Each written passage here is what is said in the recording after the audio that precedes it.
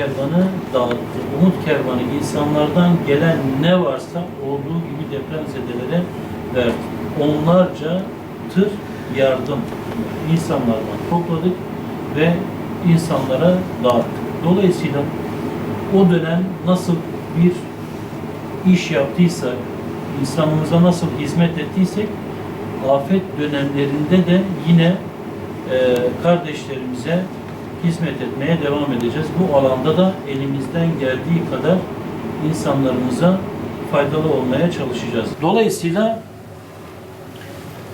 onların o şeylerinden yapmadık ama normal hafif seviyenin kıyafetlerini iyilerinden mümkün mertebe gücümüzün yettiği kadar iyilerinden yapmayı hedefledik.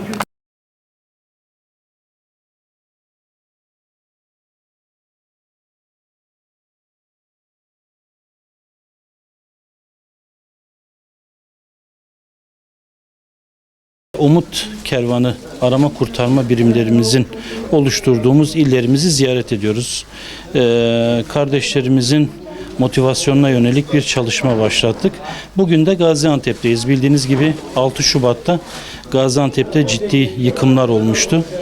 Gaziantep'te 6 Şubat'taki depremden etkilenmişti. Bizler Umut Kervanı olarak 6 Şubat'ta kardeşlerimize yönelik ciddi bir hizmet götürdük, yaptık. 2024 yılında vakıf olarak aldığımız karar doğrultusunda afet yönetimi birimlerimizi oluşturduk. Şu anda her ilde arama kurtarma birimlerimizi kurmaya çalışıyoruz. Allah nasip ederse ilk etapta 15 birim kurmak amacındayız.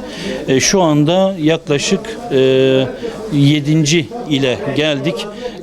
Gaziantep'teyiz. İnşallah Gaziantep'te de güzel bir arama kurtarma birimi kuracağız. Allah nasip ederse.